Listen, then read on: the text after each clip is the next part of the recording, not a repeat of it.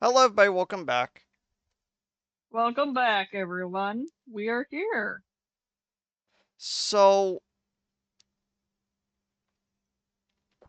there was originally we were gonna do a little bit more, but I decided against it. I'll get into it when we start talking about it. I was gonna move around some of the issues as well, but I decided that we were gonna just read it as intended from the list first off. And it's kind of funny because okay, so last time we read issue 50 and kind of Yo, left us in. remember how cool the plot and the art was? Yeah, me too. Okay, so issue 51. Immediately we get into a storyline that we're gonna kind of talk about. It's it's weird. So let's talk about one thing first. They forgot to put a nameplate on who actually did what in this comic, so I had to go look it up.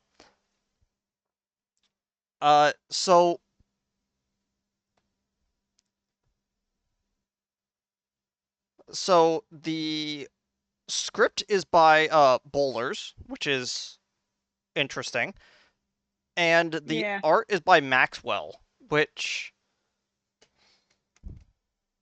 one of the okay, so not uh okay, let me just skip right to it. So there's a whole comic is a dream that Sonic is having.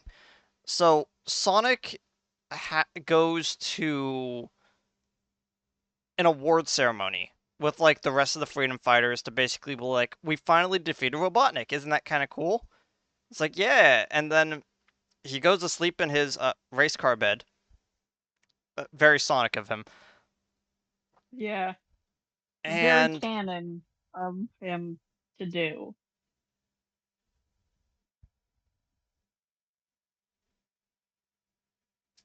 uh and then there's this weird moment that happens where Sonic what is the best way to put this? Sonic is in a dream through most of this comic. And it's kind of hard to describe the comic itself. Uh, the best way to talk about it is that Sonic runs into one of his teammates. The teammate then is found out to be actually roboticized and then tries to attack him. This happens every single time, regardless of character. And the whole time, uh, Uncle Chuck keeps jumping in to like trying to interface with a call from him, but because of something that was said to him, he keeps like swiping the uh Uncle Chuck's like glare away so that he can like concentrate. And the entire comic is just this one long chain of actions where most of what Sonic does is just run away from everyone. And it's kind of um boring. It's I didn't want to use the word. I was trying to find any other way to phrase it, but man, is this comic. Monotonous Yeah, it's very is a word monotonous. I would use because the same situation of stuff happens every time. Sonic meets up with a friend, gets ambushed, escapes, meets up with another friend, gets ambushed, and escapes, while Uncle Chuck is trying to put up a visual in front of him.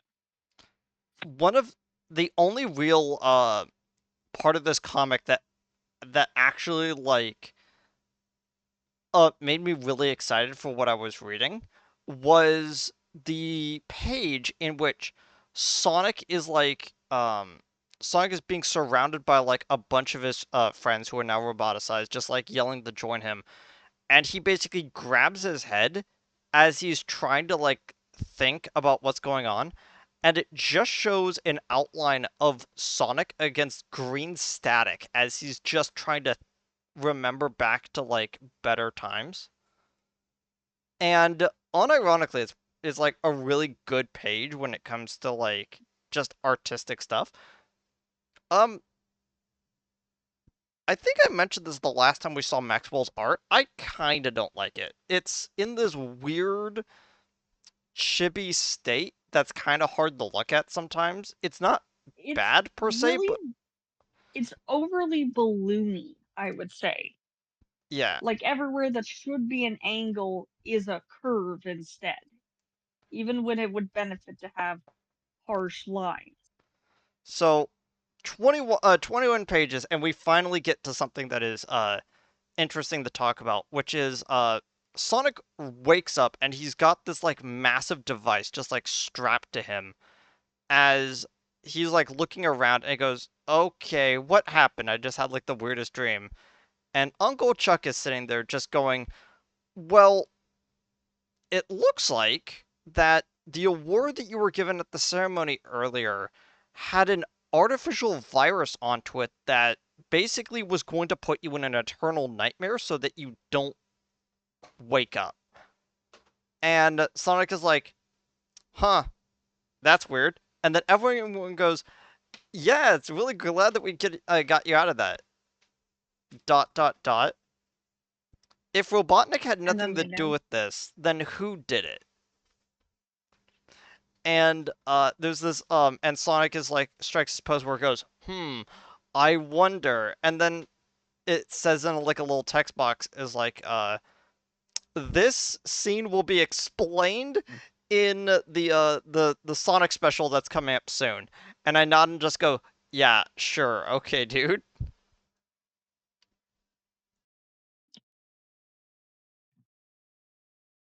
It's like everything will definitely be explained and not retconned. Okay. So it ends there and it's really funny because I know where the storyline goes and some people might not. And the reason why some people might not is because it got lost in the shuffle of the post issue 50 pre adventure series epic that is just so weird. Uh these next like 25 issues of the Sonic run is probably the lowest point that Sonic gets to as a series. And even like after like adventure, it like gets to a weird place that I don't think it comes back out for until like issue like 120 or something. And so like we kind of have to sit around until we have to kind of sit around until we can get to some like truly good issues again. It's kind of why I have to give uh this particular issue just like a flat silver because it's so hard to just explain why this issue is bland, you know? And Yeah. I'm willing to give it just like a high bronze, low silver, technically. I'm gonna give it bronze. That's fair Not enough. just because it's boring as sin, but also because the art isn't as dynamic as the two adjacent comics around it. Yeah, definitely. Speaking of which, let's jump to issue 52, which I originally thought I wouldn't have I originally thought I would have a lot more to talk about, but it I have basically no notes on this, except for one very interesting thing. So the script is by Tom Rolson and the art is Gallon, which again, at this point Gallon does like Yeah, really great art, but you he may have does. not And also, recognized. killer cover from Spaz. Like, this is one of my favorite covers Yeah, in the series, you could and it instantly. touches on one of my favorite genres. Too bad it doesn't do much interesting with it. Yeah. So Tom Rolson, do you recognize the name? You Be- know I don't. I'm terrible with names. the only full issue that he has worked on besides this one issue is he worked on Sonic Super Special 1 for the Antoine story that you really liked and Super Special Oh, that 5. makes sense So because they're both technically noir spy stories. he worked on They're all. under the same umbrella. Yeah, so he worked on all of Sonic Kids and he worked on this and he worked on the Antoine story and besides that nothing else. Oh, the poor guy. And the first two pages, the way it's written, for some reason just reminds me of a Dr. Seuss story. Just the way that it's like written out. I felt so confused for a second. What, you don't like the magical flying suit? It just reminds me of the one Dr. Seuss story where the magic scary pants were running after him. Oh, yeah, those. Oh, I'd repress that story. It's like the one that I remember the most. Yeah. But yeah, so what happens is that Sonic and Tails are doing some like training runs, so to try to get Tails to keep up with him while he's running. And for some reason, a cheesy looking suit from like the Roaring Twenties is just standing there floating around, like doing actions and just running around. And not only is it running around, like without a body inside of it, it's able to keep up with Sonic. Sonic has to like do everything in his power to like make sure that he keeps up with it, which is super confusing at first until it runs into a cave. And the second Sonic gets there, he gets blasted with light. Yeah, skipping like 20 pages. Sonic comes out of the cave and they're like, Sonic, what happened?" And he kind of blinks and looks around and he goes, has anyone watched the movie Casablanca? What? Okay, probably no one has. Especially nowadays. Not many people are watching that movie. But yeah, But it's like, as I said, it's a great premise. It's a great storytelling device that they just don't tap to its fullest potential. I think there's another comic that does, and I forget when it is. But I do have to say the outfits look really weird on some of these characters. uh, primarily I'm thinking of page 8, which is has this really funny moment if you know what this is a reference to, where Sonic is trying to he's like using a watch that he has to keep track of robotic signatures around him and he's running after them and he finds the robots that are trying to steal some technology. And if you look at them really closely, you realize that they're the robots from Mystery Science Theater 3000. It's I like was thinking that. I'm I'm like, glad it's not just me. I thought it was going crazy. yeah, it's kind of hard to not recognize Gumball Machine and Crow, uh which is how you're supposed to pronounce his name as per the opening. Uh but yeah, the whole idea of this comic is that Sonic and Sally are uh going on a pseudo date kind of thing. But the thing is that she's luring him into getting Nicole from this universe into her hands.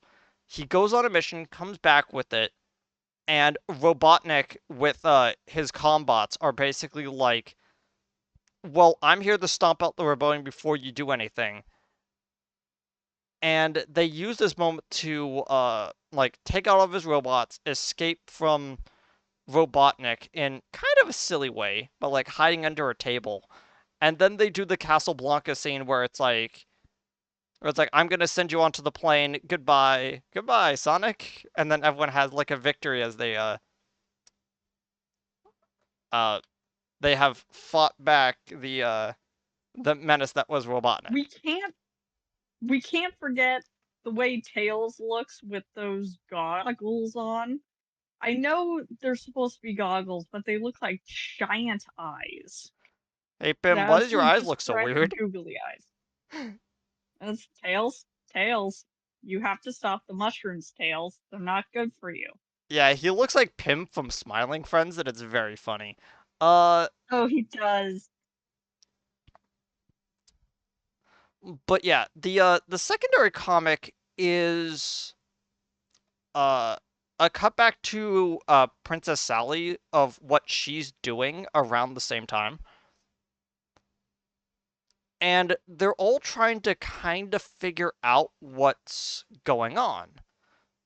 Now that everything about Robotropolis is kind of like falling apart and all of that, Sally is just kind of taking it all in.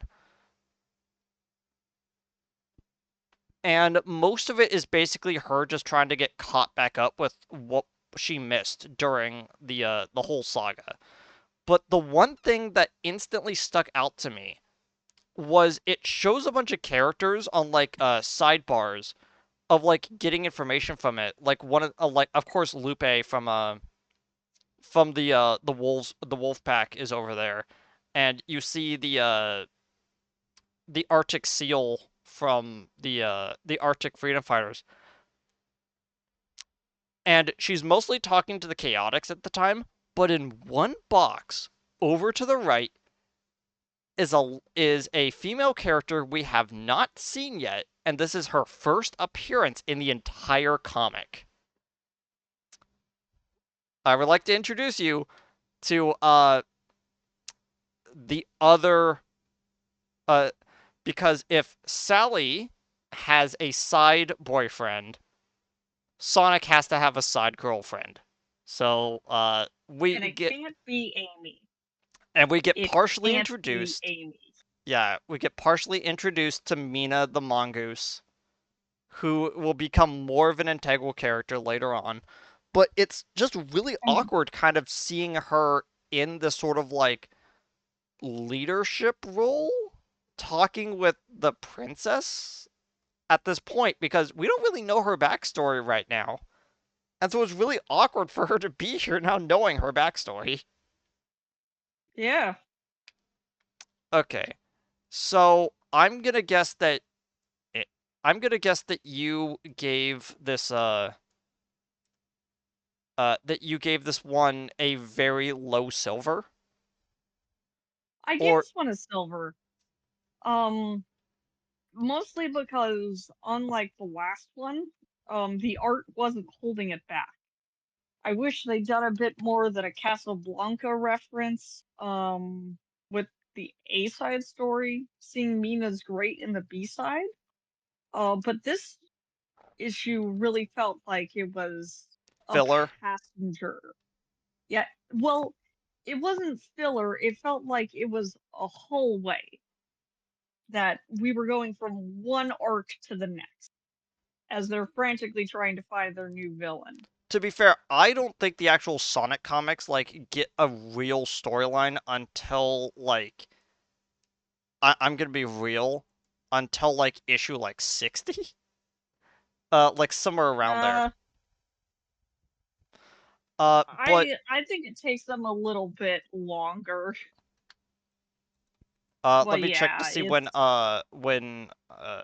oh yeah, 72 is when Amy does the stupid thing. So probably around there is definitely when a storyline happens. yeah. I just can't wait for her to get called a witch by her own family and almost burned at the stake. Good moments. Good moments. But yeah, um, I gave this one a bronze personally, but like I feel that if there was just a little bit more something interesting to this issue, I would have given it a silver. It feels weird to give like Yeah. two issues borderline silvers and then just give it bronze anyway. But it's mostly because I want to talk mostly about what's going on with Knuckles' side of the story. So, Yeah. so this Knuckles side story, which is called, let me double check, Lost Paradise, parts 1 through 3, And I is can read the text this time. yeah. Um, this story, Lost Paradise, takes place during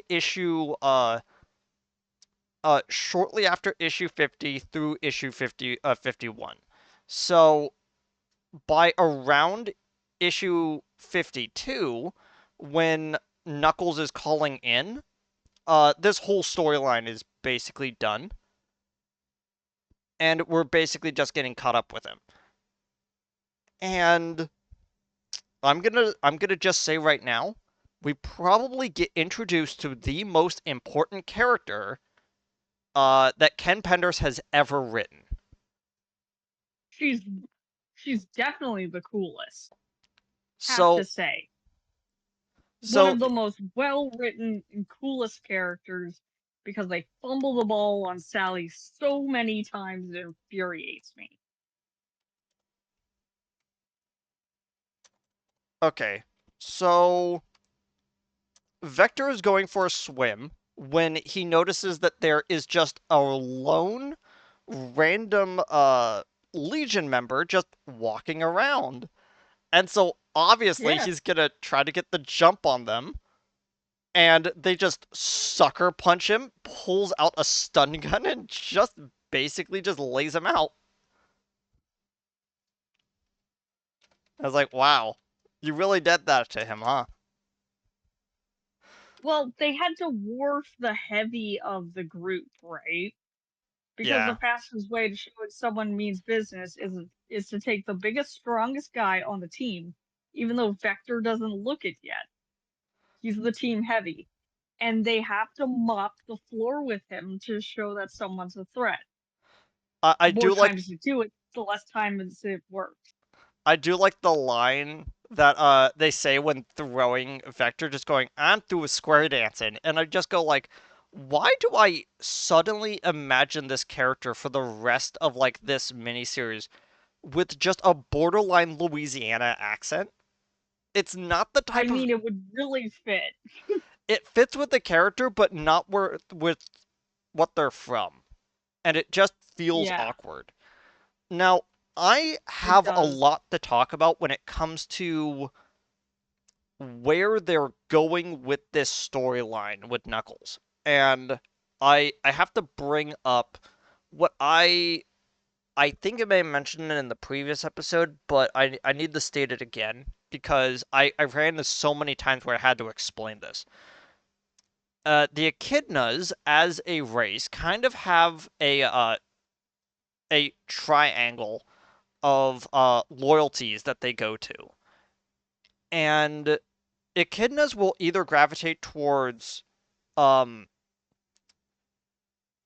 technological prowess, where they will use their enhanced intelligence from the meteorite to come up with incredibly smart tech to improve everything about both themselves and their lives around them. To offset this, there is another vector of this triangle, which is magic. And this sort of like magical influence allows them to kind of control the world around them, to kind of shape the world the way that they want.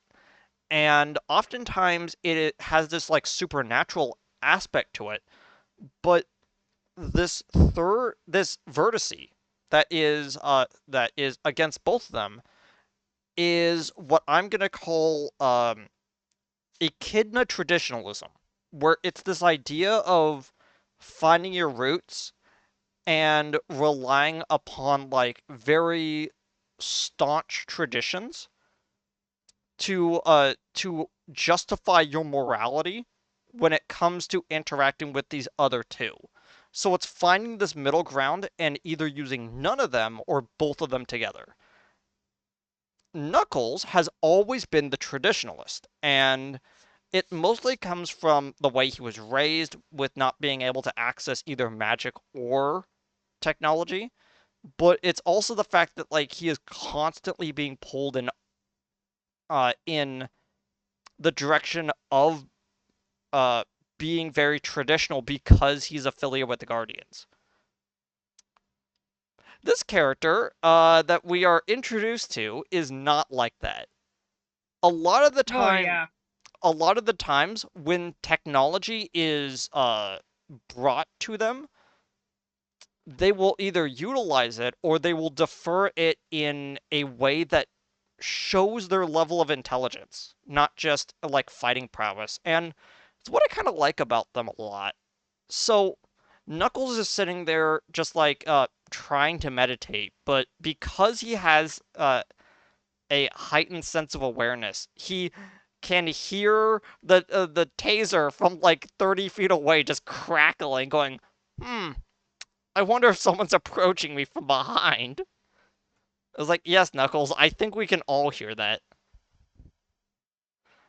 And so Knuckles and this Legionnaire basically have this fist fight, and because the Legionnaire is trying to dive for their like missing stun gun, Knuckles gets a hand onto them to like rip their hood off to like encounter them, and we get introduced to the pink echidna named uh named Julie Sue. Uh she is one of the most visually distinct characters in all of Archie because one of her dreads is completely covered in technology. It works as both a like communication device, like a heads up display, all these kind of things, and it's all woven into like a mental implant in her head. And unironically, it makes her silhouette look so cool with like the Oh yeah. technological like parts of her dreads.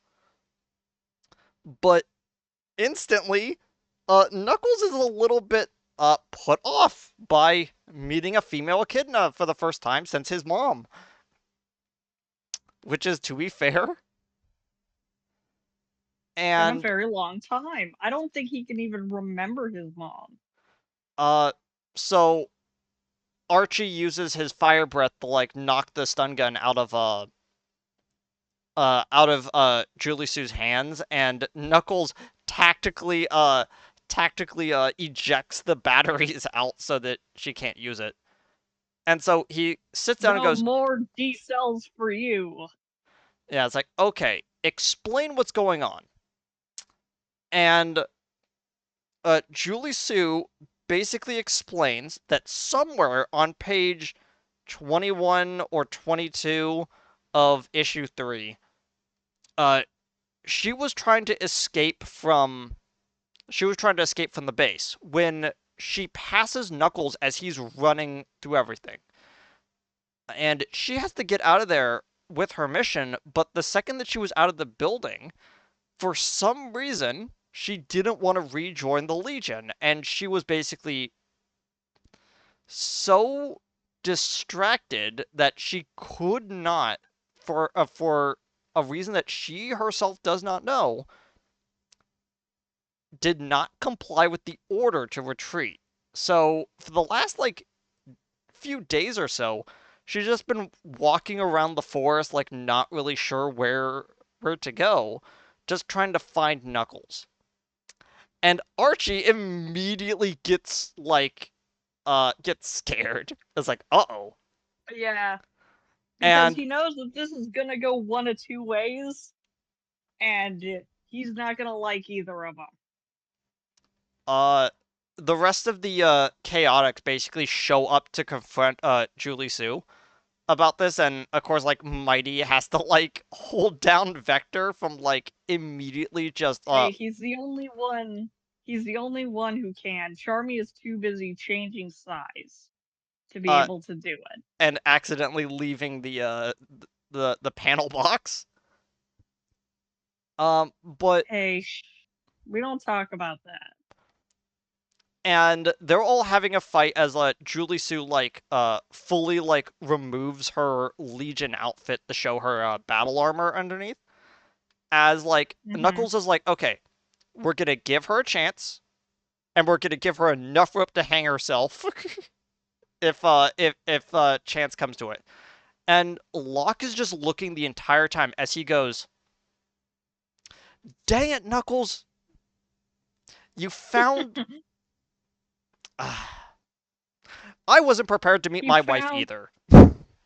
And it immediately made me laugh because I know exactly where this is going.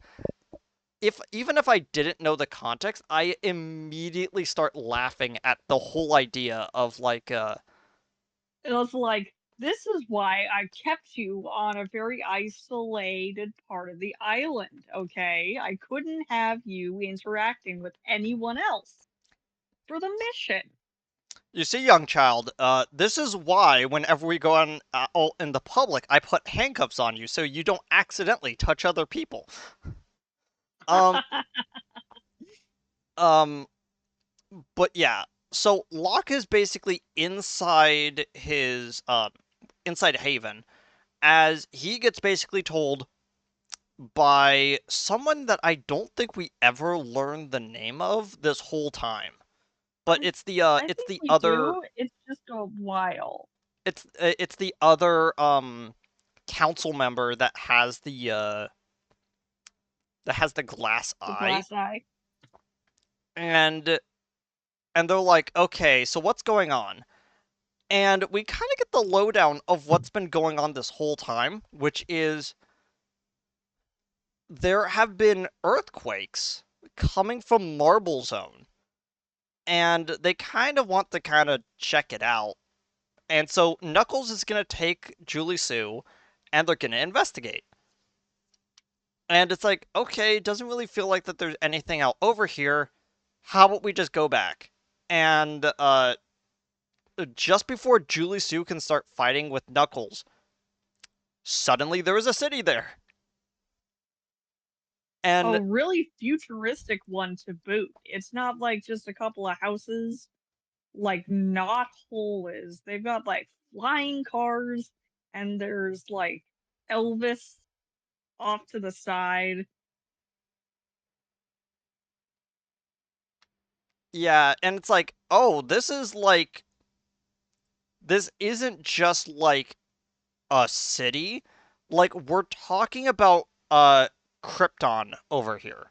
And Yeah, don't and it's I'm like the glass dome Krypton city that I constantly remind myself and then I forget the name of it. yeah, it's the city that Supergirl comes from. The city that was run by an OCD person that doesn't like germs, so he turned his entire city into city in a glass bottle. Candor. That's Candor, the yeah, name. there we It's go. Candor. And Knuckles instantly comes off as someone who is being overstimulated. He's just like, I have never seen this many echidnas in one place, and it's stressing me out. Yeah. Whereas And Julie Sue is completely fine. She's it's like like, alarmed, but she's fine. uh, I do kind of like the fact that it's not just because we ran into this problem in the backstory where, and I honestly think making Julie Sue pink was on purpose because they probably got some complaints about every single echidna looking exactly like Knuckles. So every single echidna is some variant shade of like red going to purple or to orange. And I think it's really neat because it shows the diversity of like color ranges that they can all go into. And Yeah. There's some kind of yeah. it adds They're on more. that side of the color wheel. Yeah, it also adds a little bit more to Knuckles' for lack of a better term, royal bloodline. Him being the like classic red echidna look that like that is supposed to be like that all of his ancestors have, which we're gonna go into a little bit more about that, but it really is kind of important that Knuckles is as red as he is. Um, but before we can really get into that, Knuckles turns around and his mom is standing there. Completely out of nowhere, she just happened to be walking down the road and sees Knuckles. And she goes, what are you doing here? And Knuckles is like, I thought everyone was dead. Which honestly kind of opens up a weird plot hole. So we're gonna talk about Hawking later, but he did all of what he was doing 200 years ago, making the city invisible. Hmm. So we're gonna just assume that Knuckles, when he was a young kid, was taken by Locke outside the city because he didn't know how to enter this zone again.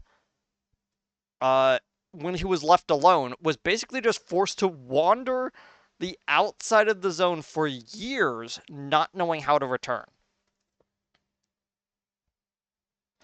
And to be honest, that's kind of sad because like it implies that like everything that he knew and loved from his childhood was just still here. It's just that he wasn't allowed to return because this pocket zone was completely invisible to him the second that he left it. And as soon as it started, the whole city faded away again as Marble Zone returned back to normal. And instantly, Knuckles grabs Archie from his shoulder, going, okay, what's going on? As Archie goes, Yeah. don't ask. It's like that's not good enough.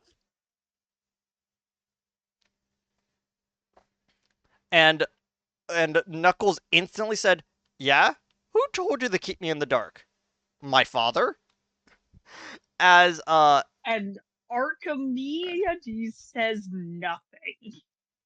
yeah, as another earthquake starts to like rip open the ground, as Knuckles is falling, Julie Sue like catches him by the foot, and if this was later on to the comics, she would have just whipped him over the side and slammed him back into the ground. I feel Yeah. like, but she didn't uh know him yet enough to know that that sign of aggression would have been really needed for like Knuckles to break out of this moment. Be- Yeah.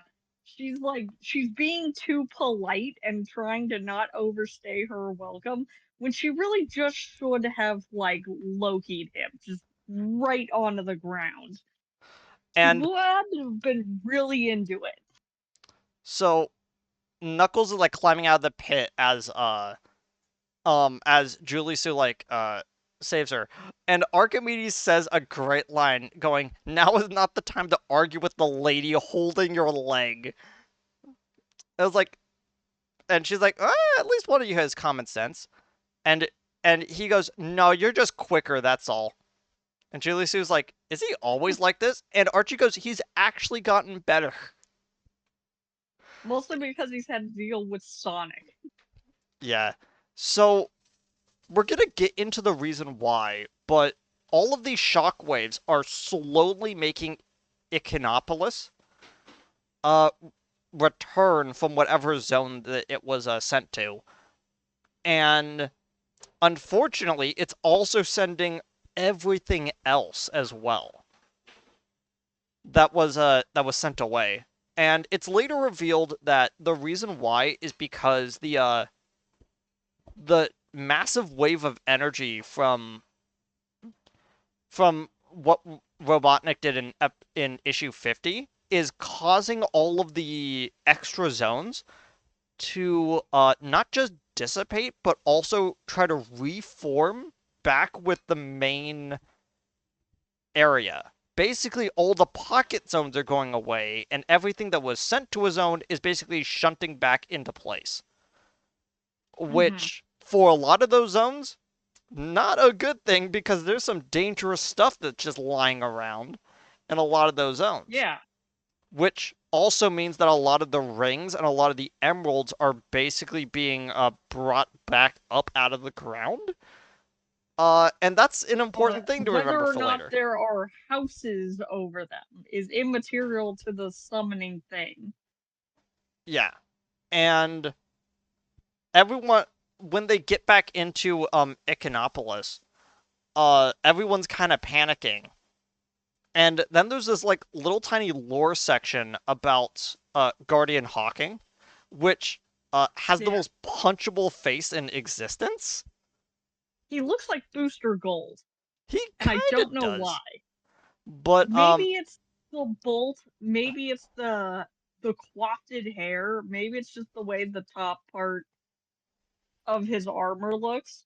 But I was like, he's not exactly looking like Booster Gold, but he's giving me Booster Gold vibes. um, and as they're kind of looking at this statue too, Hawking, the creator of the Hyperzone projector, uh, they get they get accosted by the The forestry police. service. They get arrested. Yeah. They get arrested by They the get forestry like service. murdered. They do. They do. They look like park rangers. Uh, and the main character of the day, basically like showing up at showing his design, is a man that we would later know as Remington, like the I gun. love Remington. Every comic he's in is a delight for me, even if he's suffering. So I originally was gonna give this a silver. I'm gonna actually give it a low gold. And the reason for Me it is too. that this issue sets up a lot of fascinating things that kind of just sit on. And I kind of like where they're going with a lot of this. And I don't think the comic really pays it back in a swift manner, but it does eventually pay it back eventually. Yeah, it goes somewhere eventually. If I you It's much more economical with its information than even some of the other issues in the series. um And also Julie Sue is there. I completely understand if you want to give this a silver, but I just really enjoyed this one. Just because of Yeah, what I they I agree actually with the low gold. It's like right on the line. uh and we might as well just immediately jump into issue 5. So, Yeah, where Locke is basically talking smack about his ex-wife it's really funny because because he's given a moment to breathe. uh the recap page has in the background of it an image of Locke and Laura Lee holding a baby Knuckles, and then in front of them an older Knuckles basically impose onto them. It's kind of hard to see past the text, but I actually really like the image. And Yeah. it's just like very standard, who knows what is out for them. and the way that it ends off with like he finds more than he bargained for, dot dot dot, and then into the next page as Locke is talking to the other guy, just looking quizzical at a book that says a long time ago, and it immediately makes me think of, wait, Locke, are you interrupting the recap just so you could say this? And I don't know, Yes, of course he is. I just found that really Because funny. still he's still upset about the divorce, even though he got everything important. Although there is something kind of funny where it's like, where the guy talking to Locke is like, I know your wife. Is like, I understand what she's been saying. It's like, is that so? So what has she been telling him? There's a pause, and he goes, "How should I know?" And it's like we haven't gotten to that story yet. Like what? And I hate this page so much because it's the same panel repeated 6 times for nothing, just taking up Yeah, space. yeah. There's not even a difference in the candle flickering or the creepy skull in the background of like what might be a Tasmanian devil. Yeah. So we get fully introduced to Constable Remington, who is their version of the chief of police in Econopolis, or East as they're called. Uh, I love that. yeah, the Econopolis security team, East. Yeah. And as they're like walking Knuckles and Is there Julie, also a Weast? uh, yeah, I believe that they're specifically designed uh to make sure the dingoes stay in line. Uh, And they're everyone else the kid has have like ethical beef with. yeah, and it's like so Knuckles and Laura Sue, and Julie Sue is is being basically led to a back room as Remington is like, I'm sorry for not recognizing you instantly, Guardian. We have some unsettling times and everyone's on edge. And and Knuckles and Julie Sue basically just sit down in chairs at a table as they're about to be interrogated. And then Remington hits a button and they just drop through the floor. There was something so comedic about that where it's just like, okay, sit down into these chairs. We're not like arresting you or anything. Press his button to send them And into then their they cages. fully arrest him. Yeah, that. It's like, we're not arresting you. We're just detaining you. Yeah, we're just putting you in chairs to send you to places that we can hold you for a while.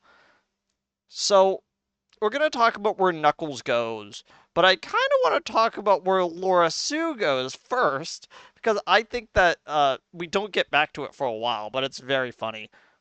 Laura Yeah. So Julie Sue is placed into a room that has like multiple refreshments, and she is just supposed to sit there until they get back to her.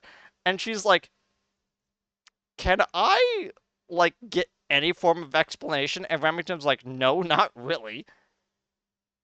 And she's like, I was like, I don't know what I'm allowed to tell you yet because you've got tech in your dreads. "Kind of."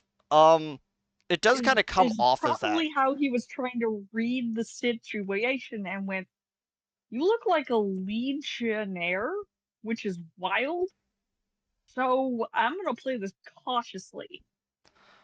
So meanwhile, because the zones are falling apart, the echidnas are basically just panicking, not because of the earthquakes, but because dingoes have started showing up in Echinopolis. And all of these dingoes immediately start going into panic mode as information starts going up the chain all the way to General Stryker, who is the leader of the dingoes. And he's just like, He looks like he's been pulled from like a Rob Liefeld comic too. Yeah, he He's just looked like uber muscled. His name is spelled with a Y. his arm hair.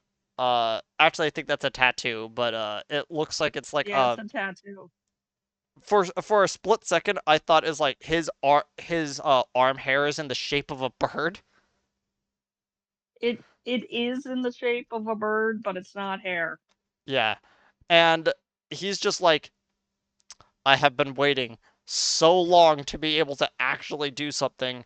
I am not gonna let this opportunity slip me by.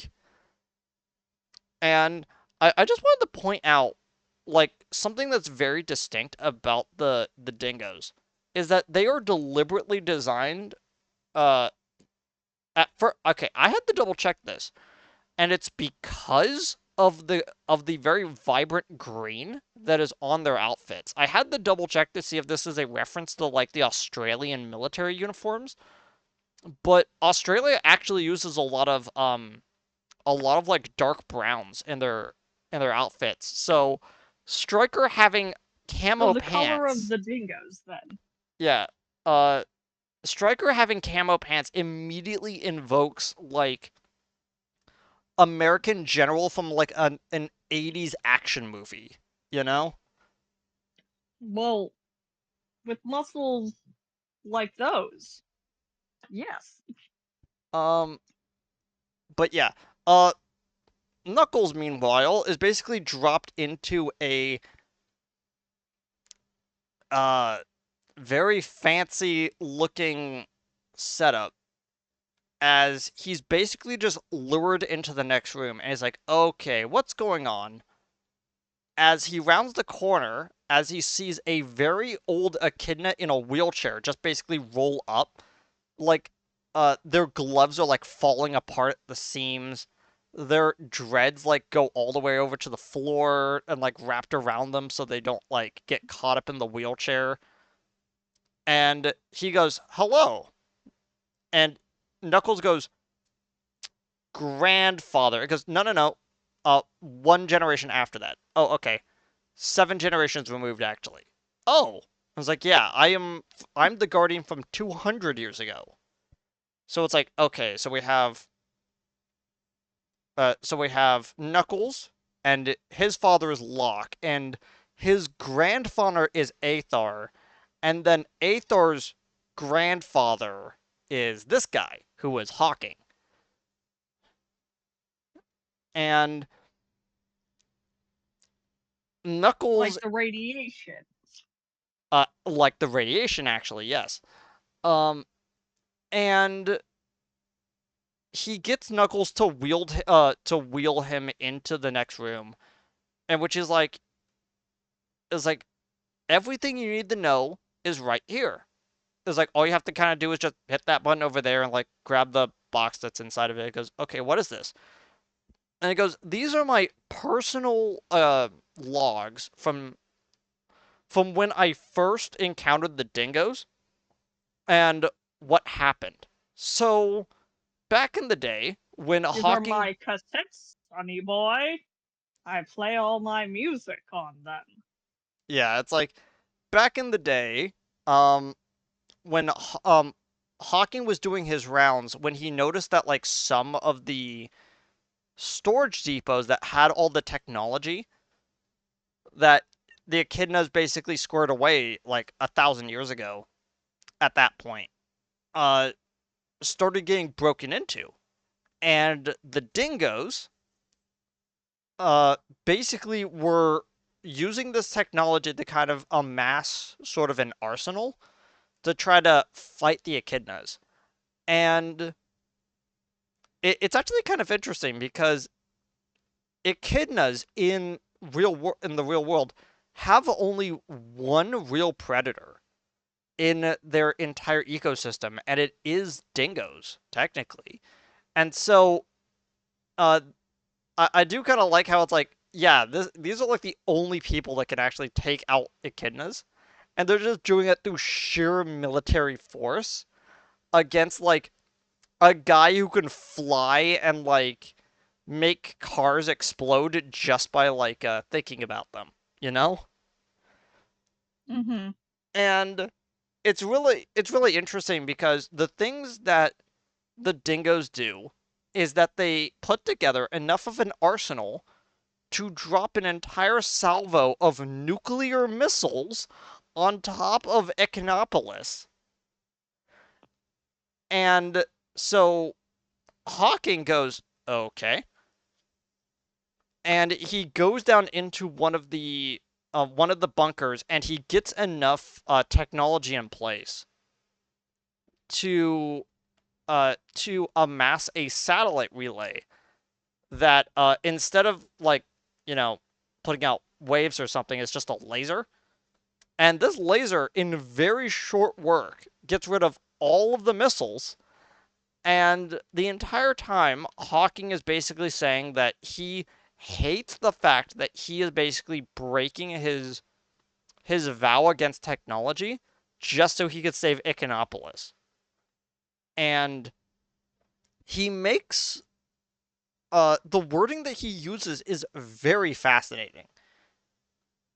In which he refers to it as his solemn vow of guardianship. Basically, like saying that like using this type of technology goes against everything he has ever taught or believed.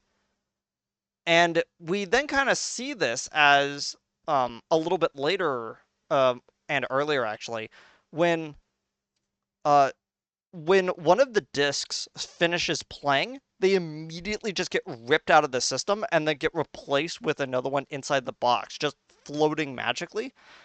And Knuckles is just watching them as they're just floating around.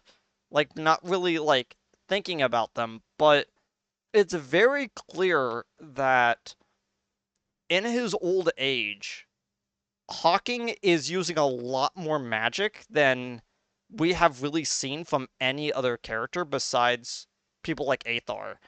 And it's clear that like the older that an echidna gets, the more magical prowess they get as well. Considering that like the three characters that we have met that all have really high magical skills are all like very old echidnas. So we have like Dimitri and we have Hawking and we have Athar that are all like magically inclined. And it's actually kind of fascinating because it's like, oh, in our retirement state, we've just become like super magically enhanced. Like the longer we go. So to kind of wrap his whole backstory up, using the rest of the technology, um, Hawking creates this antenna in the center of Echinopolis that is the hyperzone projector, which what it does is it created a wave over both Echinopolis and the Dingo base, and it shunted them off into different zones so that neither can really affect each other. This being like 200 years ago when they were originally fighting. And now that dingoes are back, it means that something is going wrong. And again, it's all because, as they reveal later, it's because of the stuff that happened in issue 50. And Knuckles is sitting there looking at this massive statue of like the first Guardians, as Hawking is talking about like the heritage and responsibility that being a Guardian tasks, and Knuckles goes, I have so many questions. I need you to answer at least one of them. And Hawking gives a very stern, very certain, shut up and listen. Because Knuckles is never allowed to ask questions. Yeah. He's never allowed to know information. Okay. So, while all of that is going on, uh, Remington grabs Julie. Julie Sue from her holding cell, as he basically gives her the lowdown of what's been going on. So a dingo cell has taken hostage at a housing complex, and they are instantly like on aggro because this show of force from the dingoes have not been seen in a while, and so they're going to use all Oh of yeah, their because I haven't resources. even seen them in like a while either. I mean, there might have been some crossover between the two. There's a chance that they were in the same zone, but them Because both, they mentioned that this isn't the first time that the dingoes have seen the Phantom echidna of people. So, yeah. So maybe every once in a while the boundaries basically like fade between the two zones. But this is the first time that like this city has like fully materialized outside the zone in a very long time. and Locke has just been keeping Knuckles in the north of the island so that he doesn't get involved in this at all. Yeah. Uh, and one Because of the Locke is a great parent who thinks about consequences. so Remington basically like loads Julie Sue up with like a helmet and like other things as they are like going up to the scene, and she makes the very interesting point that for a people who renounce technology, they're pretty stacked up with technology. And Remington gets a very interesting answer, which uh, is is that common sense is more important when you've had to deal with your kind, referring to the Legion and the Dingoes from time to time. And it kind of makes his point known that he's not really a guardian. He's not really a like uh he's just a regular citizen. He has to do something to be on par with like some of the stuff that they've seen. So using technology is completely within his means. And it kind of makes his point known of like the technology that we use is being used to defend other people. So it's not really going against our culture. And I kind of find that fascinating because like I kind of want to like keep Remington mostly in the back of our mind as we go through a lot of the stuff later on, but it feels like that Remington as a character kind of gets shafted for this view on the world because him being so nonchalant to technology, I feel like kind of comes back to bite him later, specifically him. And I just find it really fascinating, you know? Yeah. So,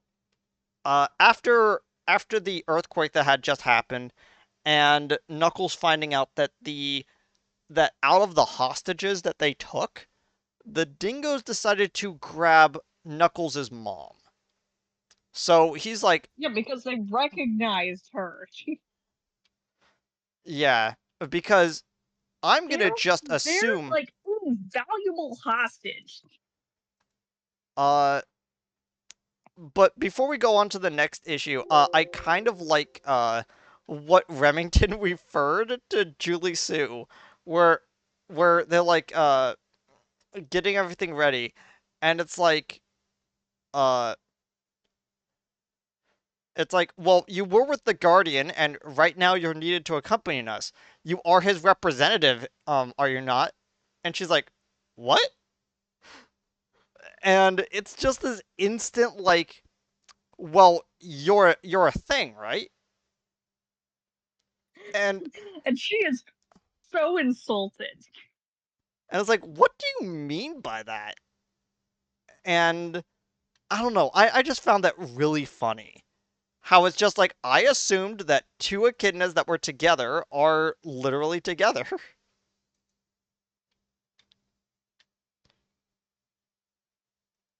I mean, they will be, but not yet.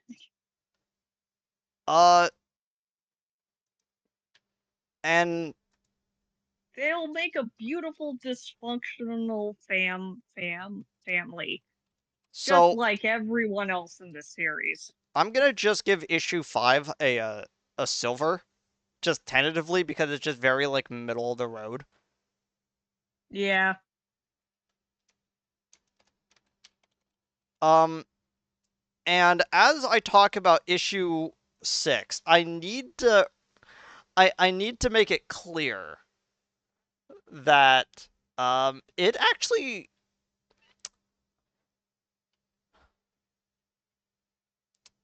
issue 6 was oddly hard to read. Not because like some like weird stuff, but I there was just a moment where I just went, okay, and my brain just shut off and I needed to do something else.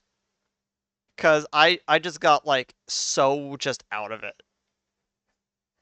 And I will explain when we get there. Uh so the dingoes currently oh yeah, before we talk about the dingoes,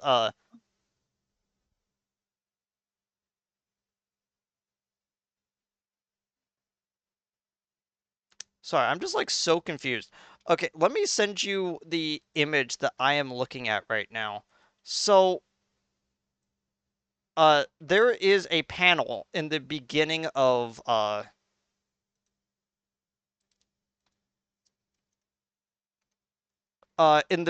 issue 6 Oh where yeah, Espio the is like treehouse box.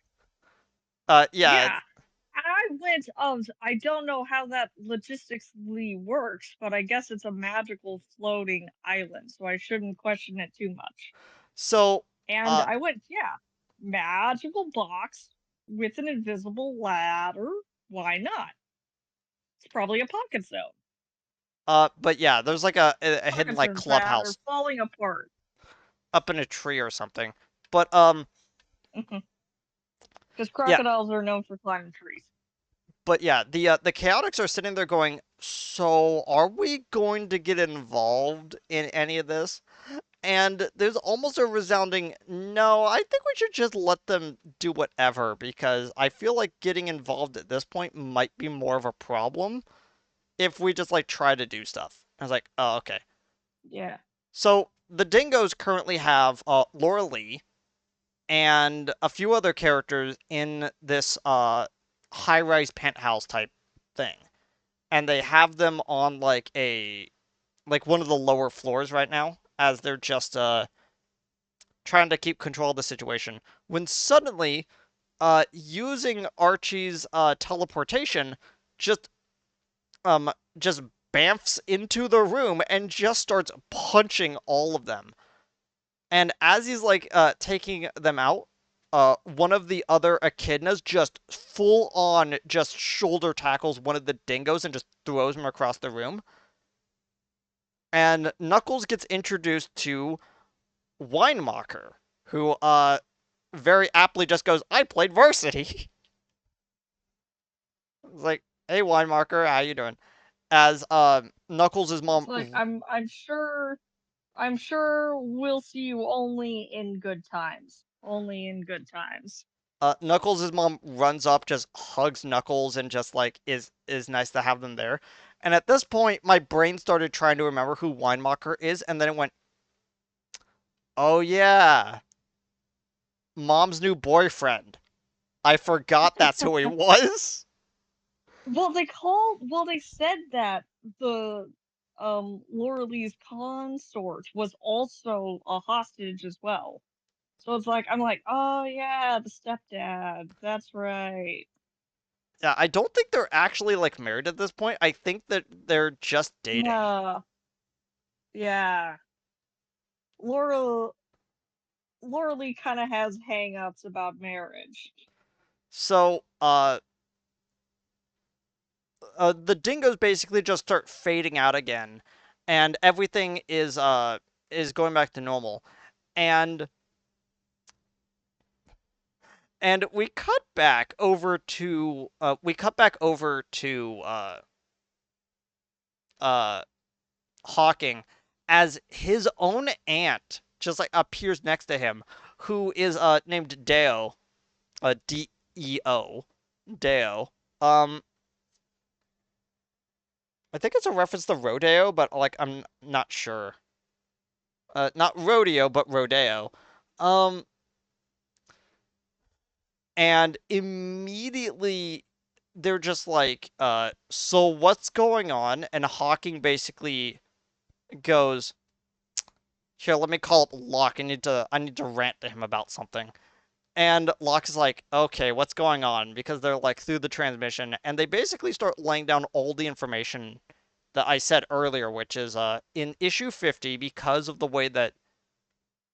uh the way that the Omega Wave happened in Robotropolis, every single secondary zone is has an accelerated entropic effect, basically making the boundaries between zones break down. And a lot of the times they're just like slamming into each other and just coming back into place. Meaning that places like the place where the Dark Legion is from is their boundary is like is fading. The one that was over Echinopolis is completely going away.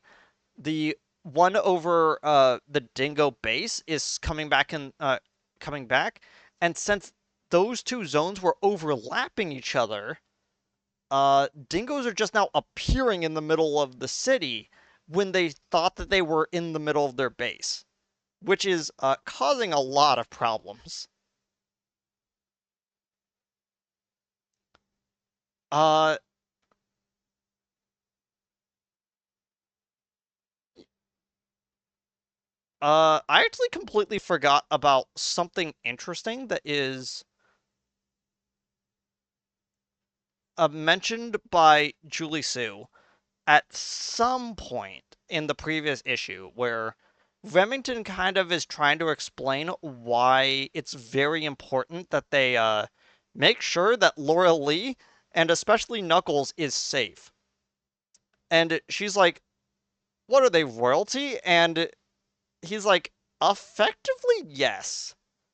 Because at the end of the day, any member of the direct family of the Guardians is supposed to be kept uh, at like total safety at all times because a new Guardian can come from any member of their bloodline.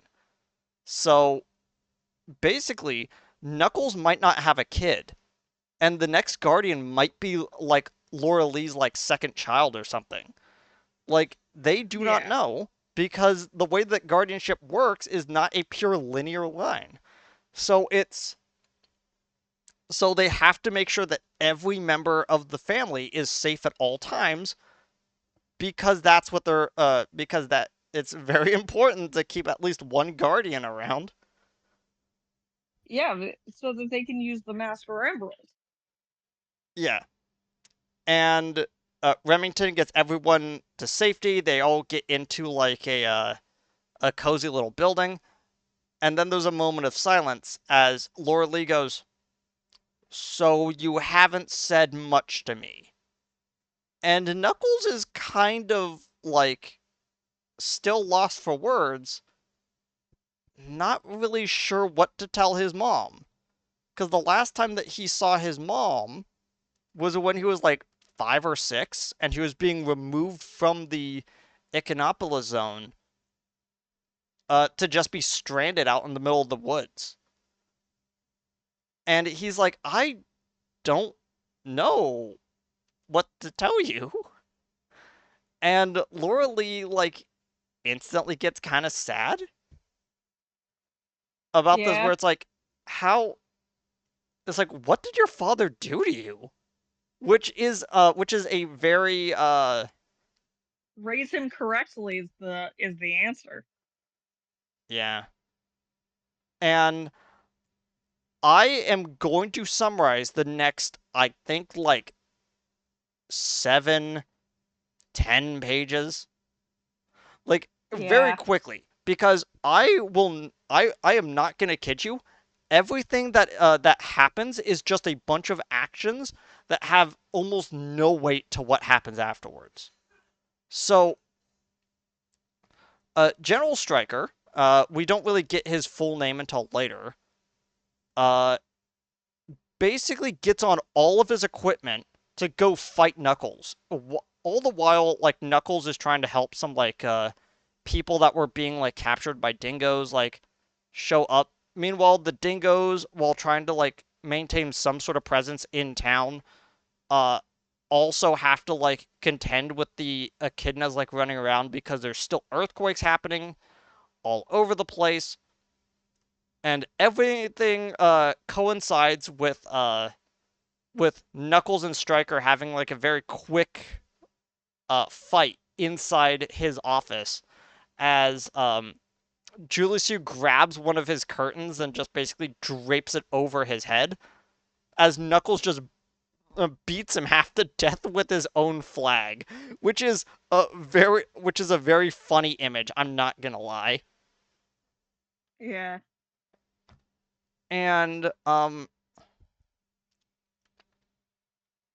And the comic like kind of ends with both of the zones kind of just uh kind of fully coalescing back into each other. And Echinopolis is still there. A lot of the dingo space is not there anymore, but a lot of the dingo like stuff is still like sitting around. And so the dingoes basically have to contend with the fact that they're now here now. And it's like, oh, Yeah.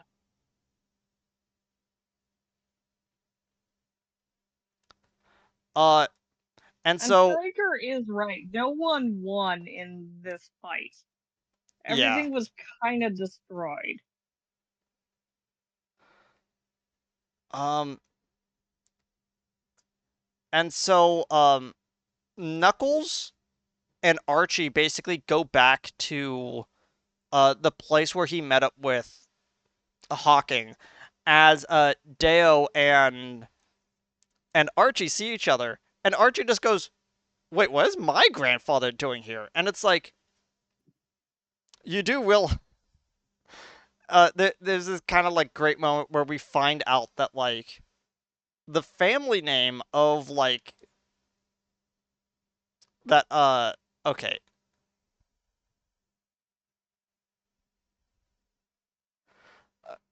There's this There, weird editor's the box. two, Okay, this is weird editor's box where it basically goes, if you don't know, Deo Valente is like the whole name, and it's like, oh, okay, Archimedes, Deo Valente is supposed to be like mathematicians. Uh, Either way, yeah, Knuckles is led to a special room that has his hat from the OVA, and everyone cheers as he puts it on yeah. because it's an old artifact from Hawking showing that he is now back home. And Knuckles says, I still have no answers to any question I have ever been asked. And he goes, only good time, my boy. No, he'll never be told answers ever. So I'm not gonna lie to you. I gave this one a bronze for one distinct reason. When the actual, like, everything happening at once, like, around, like, page, like, 11, 12, somewhere around there, I had to stop and, like, do something else, like, three separate times. And I basically had to just quickly read it just before we recorded this. But like, unironically, this issue was kind of hard to parse sometimes because they realized that they had like an entire another issue of story, but they only had about like 10 more pages left. I think that this would have actually like serviced it better if it had like a whole nother issue to kind of wrap up this whole storyline. I'm not gonna lie. I feel like that because that they already decided that this was going to be a three-part series, they kind of had their hands tied with the final issue.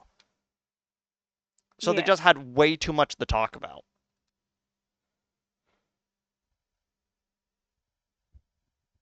Well, that's kind of the summary of this entire series is too much talking. Characters are spending a lot of time yapping.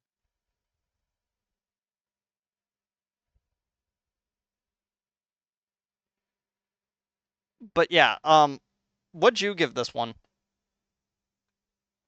I think I'm also gonna give it a bronze just because action's a little bit hard to follow and it wasn't given enough time to breathe. Yeah, I I'm not gonna lie. I